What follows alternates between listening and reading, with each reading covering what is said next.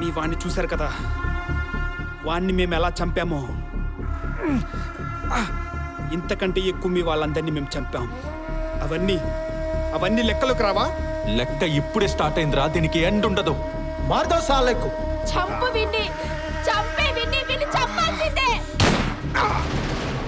నేను పోయినంత మాత్రాన ఏమీ కాదు, ఇంకా ఎక్కువ మంది వస్తారు.